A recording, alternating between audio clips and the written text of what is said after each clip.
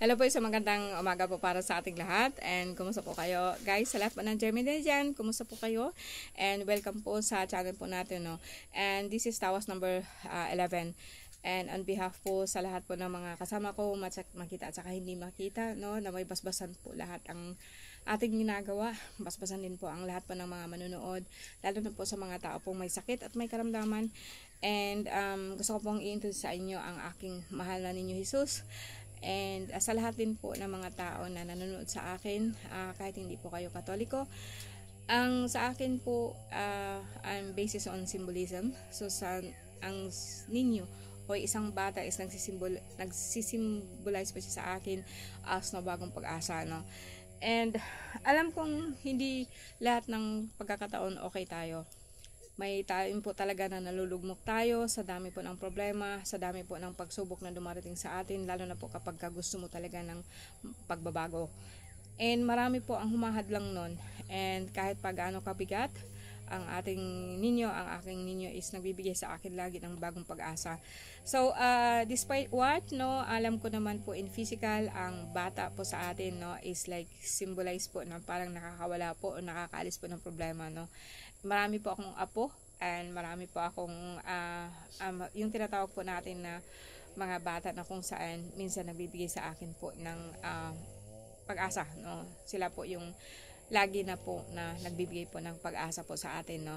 So on behalf sa aking ninyo Jesus, no, na lagi kong kasama, no, and naway bigyan po niya ng pansin ang ating mga hinaing na gabayan, no, gabayan po sa gusto nating mangyari sa ating buhay. Anyway, Gemini, so balik tayo, no. So guys, sa lahat po ng Gemini dyan, reminded lang po sa inyo na hindi po lahat ng Gemini may sakit. So ito po yung sa mga tao po na gusto pong magpatingin, no, and gusto po natin na magkaroon po ng kalinawan yung nararamdaman po natin, kung may nararamdaman po tayo. But if not, no, let us assume na wala nga po, no. Okay, sa lahat ng Gemini, please bow your head, no. Jesus Adjuvame, Otisiri Scriptori, Pater Christi Benedictum, Sancti Magnum, Santo Magnum, Salvami, Kausim Igiusun, Kausim Ilias, Elohim, Eloha, Leon, Leadza, Iskiril, Agda, Satay, Adonai, Agios, Nigaon, Eskiros, Atanatos, Tios, Alpha, Omega, Alaison, Jehovah, Emmanuel, Sote, Tetragamaton, Zius, Risi, Zubirik, Saalo, Actumo, Simbo, Moros, pakinggan na naman ang aking mga panalangin. In the name of the Father, the Son, and the Holy Spirit. Nawa po, ipagnubayan po kayo ng apat na pangalan ng Ama, which is Yadhay, Babhay. And sa lahat din po ng mga nandito po ngayon, na naway paspasan po ang bawat isa sa ating pamilya. And magkaroon po tayo ng katiwasayan sa pag-iisip. And kalinawan po sa gusto po nating mangyari sa buhay. Amen. Amen, Jesus. Amen, Jesus. Amen, Jesus. Okay, Gemini, kumusta po kayo? And medyo matagal tayong hindi nakabalik. And ayoko na pong magpapaliwanag kasi lagi na lang po ako nagpapaliwanag, no. Abangan na lang po natin ang lahat po ng ibibigay po natin dito sa ating Gemini, May 21 hanggang June 21 para po sa inyo.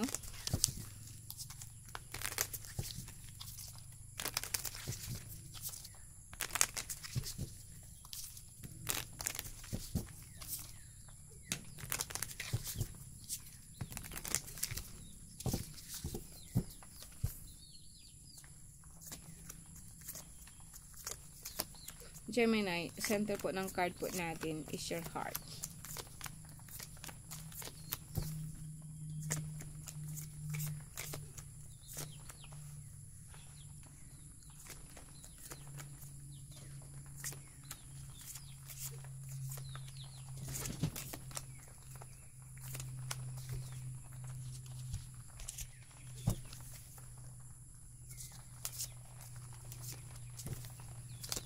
Gemini.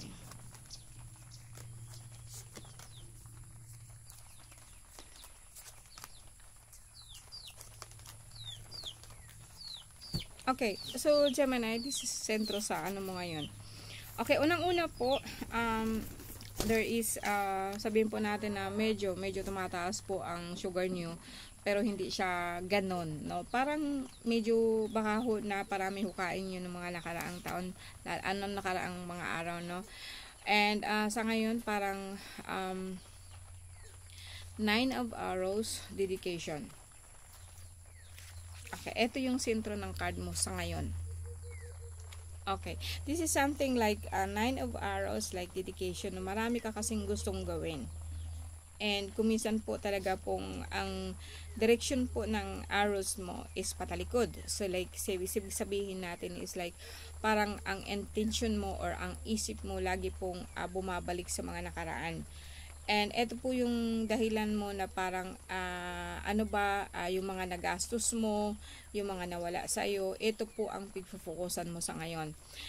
And ang lumabas diyan batin ang sentro, kaya po minsan nasakit po ang ulo mo, no, dito sa side na to, isang bahagi po ng ating katawan, and then yung heart nyo medyo masakit po talaga siya, pero hindi ibig sabihin yan na more may sakit kayo sa puso. More on sabihin natin na naapektuhan po ang katawan nyo, naapektuhan po yung overall po na mo, kasi parang nanghihina ka baga, not physically but on emotionally, no. And hindi po yun kasi yung pwedeng sabihin natin sa heart mo malungkot ka po kasi tinitingnan mo kasi yung mga nakaraan mo, may mga gastusin ka po kasi nung nakaraan. And totally sabihin po natin na maraming mawawala sa iyong pera, pero meron naman po siyang parating. Ito po yung pinakasentro ng card mo. Now, in the past kasi, parang may nangyari po kasing hidwaan. Sabihin po natin na hidwaan between families, no? And ito po yung parang tinalikuran mo na it's yes. Parang okay, move on ka kasi etong mga pamilya mo, like wala ka namang magagawa sa mind nila, let them be, no, kung ano man sila, ito yung ano, and then lumihis ka po ng direction. Bagang kumaga sa akin, pinagsawalang bahala mo na sila and gusto mo na mag-move on. But minsan po talaga pong bumabalik yung isipan mo, nagkaroon po kasi doon ng parang masakit sa'yo, yung parang nasasaktan ka, ba't sila ganito, ganyan, kaya sabihin po natin mag-move on ka, but parang more on nagdaramdam ka po ng sobrang pagdaramdam mo. Ito po ang dahilan ng pananakit po ng puso mo sa ngayon. Hindi siya physically but emotionally, nasasaktan ka sa mga ginagawa nila. Alright, now, ito sumunod dito is just like sun sa Seven of Vows, clearance. So, gagawin mo na po ito. Kung minsan, may mga hindi pa ito matatapos, patuloy pa rin po na nagmamanman, pinagtitingnan kanila spiritually. Kumaga sa akin, lagi ka po nilang ina-astral, no? And dito, may nakita din po ako dito na minsan masakit po yung etong tagiliran mo, likod mo, pero hindi siya ganun kagrabe, no? In the future, may nakita po ako dito na lupa, no, panibagong simula. Lupa, maganda po siya, and maganda po ang nakuha mo. Parang dito kasi ang lupang to parang although sabihin po natin na sa ngayon panibago pa lang, nag-aano pa lang siya, but magkakaroon din po siya ng kumbaga sa akin, mabubuo din yung mga pangarap mo about yan, o kung gusto mo magkaroon po ng lupa, makakakuha ka po nito o nakakuha ka na. Ito po ang nakikita ko talaga dito na lupa po, asikasuhin mo, and may gusto mong pagbabago, parang gusto mo talagang magbago, mayroon kang gustong alisin, mayroon kang gustong iwanan, and Ace of Vessels, so magsisimula ka talaga ulit. Kumbaga, itong mga nakaraan mo, like in the past, iwanan mo sila. Pagdating naman po sa career, like magsisimula ka talaga ulit ng panibagong chapter, and more on like hindi ko naman masasabing solo mo or more pero talaga pong ikaw lang po talaga po ang kumbaga sa akin, huwag kang padadala. Lahat ng Gemini dyan, huwag po kayong padadala sa mga sinasabi po ng iba, kahit sabihin po natin na pamilya mo, talagang ito solo flight mo lang po talaga, no? Talaga pong in terms of physical, in terms of husband, wife, or talaga pong mangarap ka po na ikaw lang. Baga, make sure po na ang lahat ng pangarap mo is may kasama mo lang yung pangarap mo at yung pag-asa mo, and yung pangarap mo yung kung gusto mo, may gusto ka talagang baguhin, huwag ka na po umasa sa iba. That's what I mean. No, like, tumayo ka sa sarili mong mga paa. Ito po ang nakikita ko dito, no? Kasi alam ko po na grabe po ang hinalakit mo in the past, no? Lalong-lalo na po pagdating sa pamilya. And right now, nag-iisip ka, yes, magkakaroon ka ng problema sa pera. Pero more on magbabago po siya later. No, sa ngayon po talagang puro palabas po muna ang lahat ng pera niyo. Ito po kasi ang kinatatakutan mo, ito po yung parang inaalala mo, more on nag-aalala ka dito about dito sa mga pera po na wala sa iyo. But so far be strong kasi may nakita naman po ako ditong kahoy, no, be strong always, no. Naapektuhan ka po masyado sa nangyari sa iyo, and kuminsan po talaga pong nasakit ang puso mo. So sa ngayon guys, no, ito lang po munang maibigay ko sa lahat po ng Gemini. Bigyan natin kung ano po yung spirits.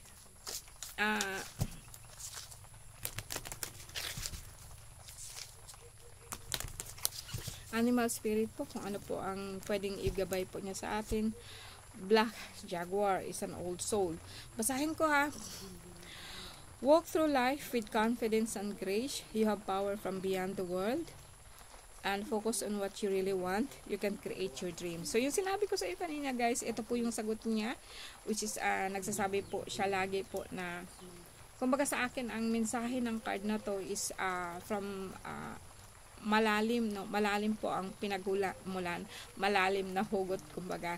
Kasi po sa akin, alam kong maraming sabihin po natin na nakaatang sa'yo.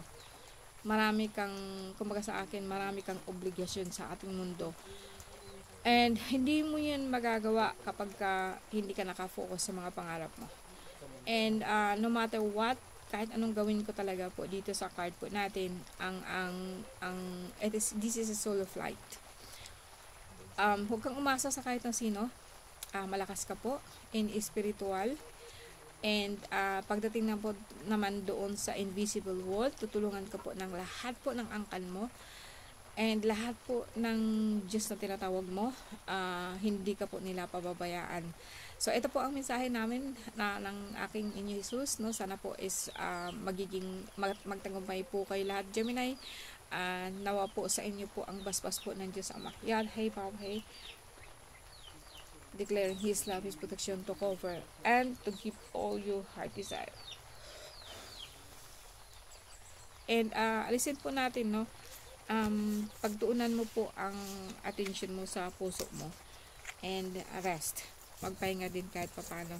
Maraming salamat po, Gemini, sa lahat po na nandito po ngayon. Magandang umaga, magandang araw po sa inyo lahat.